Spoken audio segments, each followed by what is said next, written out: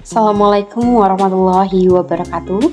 Yang saya hormati Bapak Dr. Arman, Magister Pendidikan selaku dosen pengampu mata kuliah Media Pembelajaran Sekolah Dasar berbasis ICT. Baiklah, di sini saya akan menyampaikan sebuah materi yang berjudulkan Konsep Dasar Media Pembelajaran. Kenalkan, nama saya Ning Aprita dengan NPM 018. Materi pertama yaitu mengenai konsep dasar media pembelajaran. Media berasal dari bahasa Latin, yaitu medium. Media adalah kata jamak dari medium, yang artinya perantara. Media merupakan segala bentuk dari saluran yang dipergunakan untuk menyalurkan peran atau informasi. Media adalah berbagai jenis komponen dalam lingkungan peserta didik yang dapat merangsang peserta didik untuk belajar. Nah, pengertian media pembelajaran tersendiri adalah sebagai segala sesuatu yang dapat menyampaikan dan menyalurkan pesan informasi, baik dalam bentuk data, fakta, pesan dari suatu sumber yang terencana sehingga dapat digunakan. Dalam media pembelajaran tersendiri itu terdapat sebuah data, informasi, dan sebuah pengetahuan.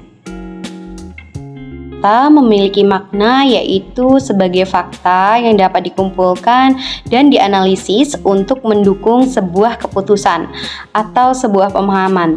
Data berupa angka, teks, gambar, dan lain-lain. Lalu ada informasi. Informasi adalah hasil dari pengolahan dan kumpulan data-data sehingga menjadi bahan untuk sebuah pengetahuan. Selanjutnya ada pengetahuan. Nah, di mana pengetahuan sendiri adalah kumpulan data yang diterima atau dikelola menjadi sebuah informasi sehingga dapat menjadi sebuah pengetahuan, kemudian akan menghasilkan wisdom atau kebijakan. Lalu selanjutnya yaitu mengenai tujuan pemanfaatan media pembelajaran. Yang pertama yaitu memperjelas penyajian pesan agar tidak terlalu bersifat verbalitas sehingga mempermudah peserta didik dalam memahami pesan yang disampaikan. Yang kedua yaitu mengatasi keterbatasan ruang dan waktu dan daya indera, di mana yang dimaksud di nomor 2 ini adalah yang besar bisa dihadirkan, yang kecil bisa dihadirkan, yang jauh bisa kita hadirkan, dan lain-lain. Lalu yang ketiga yaitu menarik minat perhatian peserta didik dalam proses pembelajaran. Yang keempat yaitu menimbulkan gairah belajar peserta didik, di mana seperihal contohnya seperti memberikan contoh-contoh yang real, baik menggunakan game, video, ataupun yang lain-lain. Lalu yang kelima, memungkinkan terjadinya interaksi yang lebih langsung antara peserta didik dengan lingkungan dan kenyataan. Lalu yang keenam, memungkinkan peserta didik belajar sendiri menurut kemampuannya dan minatnya. Lalu yang ketujuh yaitu mempersamakan pengalaman dan pencapaian antara peserta didik dalam menerima pesan. Selanjutnya yaitu mengenai kedudukan dan fungsi media pembelajaran. Yang pertama yaitu menginformasikan tujuan pembelajaran. Yang kedua memotivasi peserta didik. Yang ketiga menyajikan informasi, baik informasi dasar, pelengkap, dan pengayaan. Yang keempat yaitu menstimulasi diskusi dan interaksi peserta didik. Yang kelima, mengarahkan aktivitas belajar peserta didik dan mengontrol aktivitas peserta didik. Lalu yang keenam, memberikan penguatan. Yang ketujuh, memberikan simulasi. Yang kedelapan, melakukan penilaian.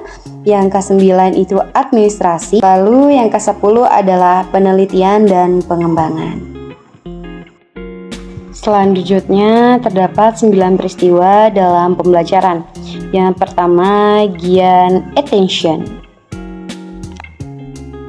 adalah menarik perhatian peserta didik agar lebih fokus.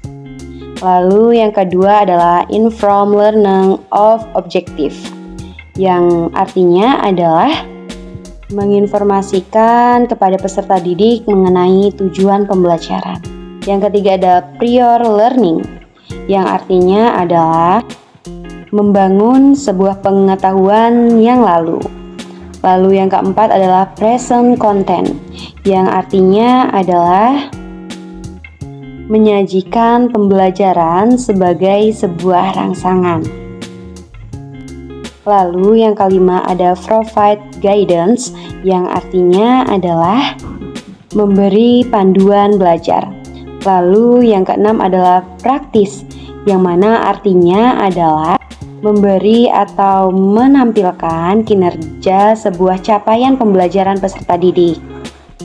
Lalu yang ketujuh adalah provide feedback, adalah memberikan sebuah umpan balik seperti komentar, masukan, arahan pada peserta didik. Lalu yang kedelapan adalah assess performance, yang mana artinya adalah menilai kinerja peserta didik sejauh mana capaiannya. Lalu yang kesembilan adalah NC retention and transfer to the job, yang mana artinya adalah meningkatkan ingatan dan transfer pengetahuan serta dapat diimplementasikan dalam kehidupan sehari-hari peserta didik. Sekian materi yang dapat saya sampaikan. Apabila ada perkataan saya yang salah, saya mohon maaf, dan kepada Allah Subhanahu wa Ta'ala saya mohon ampun. Semoga dari materi yang telah saya sampaikan dapat bermanfaat bagi teman-teman sekalian. Sekian, terima kasih. Wassalamualaikum warahmatullahi wabarakatuh.